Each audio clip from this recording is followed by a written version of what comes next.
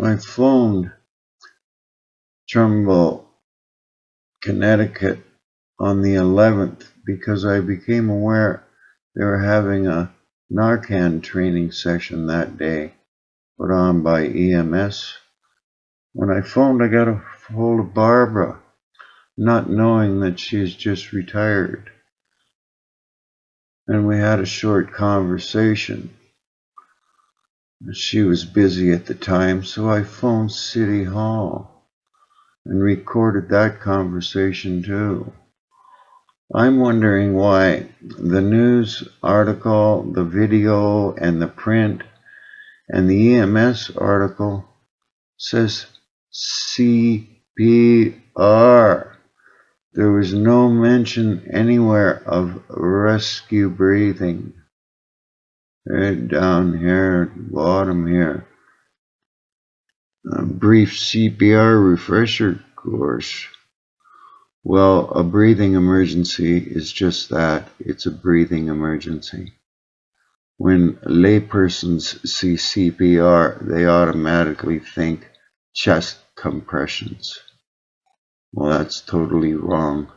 They've taught millions of people all the signs of breathing emergency, then deny rescue breathing and give chest compressions to a beating heart.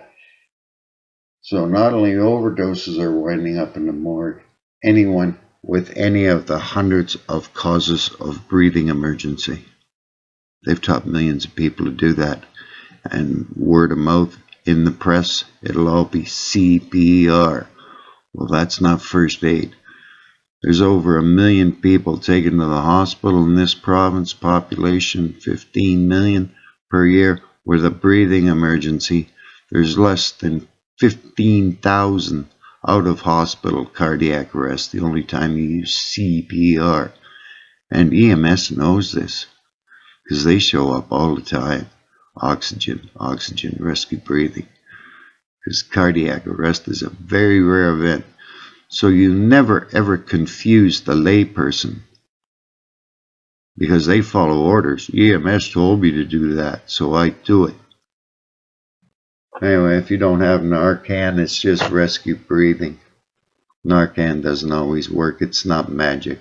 Hundreds of causes of breathing emergency. It's rescue breathing. Read the comment box for the medical information.